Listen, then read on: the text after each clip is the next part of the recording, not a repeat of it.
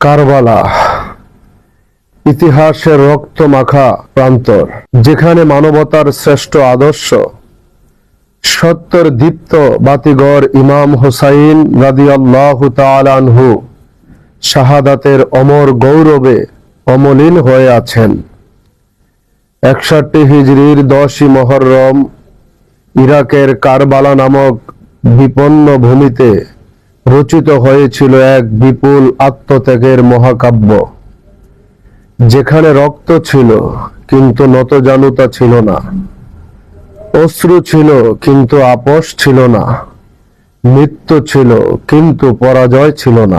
ইমাম হুসাইন রাদিয়াল্লাহু তাআলা আনহু ছিলেন সেই মহাপুরুষ যিনি শির নত করেননি অন্যায়ের দরবারে।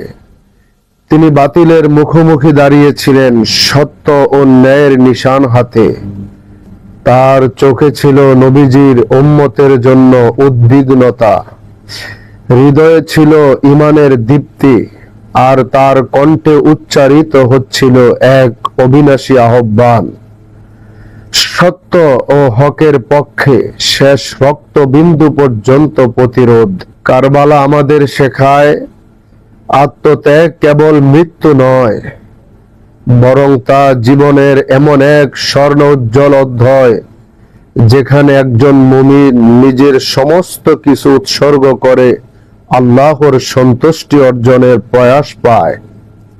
ইমাম হুসাইন রাদিয়াল্লাহু তাআলা আনহু এবং তার সাহসী সঙ্গীদের আত্মোৎসর্গ মানব জাতির ইতিহাসে ন্যায় পরায়ণতার এমন এক প্রতীক হয়ে দাঁড়িয়েছে যার দীপ্তি কখনো ম্লান হয় না।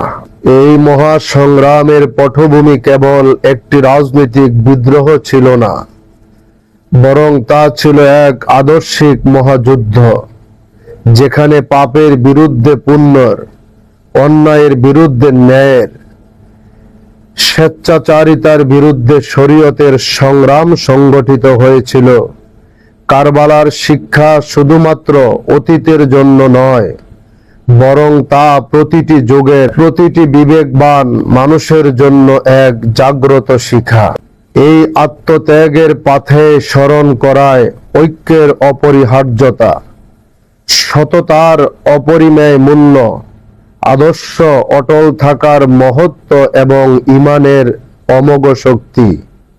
কারবালা স্মরণ করায় নামাজ, রোজা, হজ, যাকাতের বাহ্যিকতা যথেষ্ট নয়, যদি না তা হৃদয়ের গভীর থেকে আহলে বাইতের প্রতি মহব্বতের সঙ্গে জড়িত হয়, কারণ সেই মহব্বতই মুসলিম উম্মাহর হৃদয় স্পন্দন।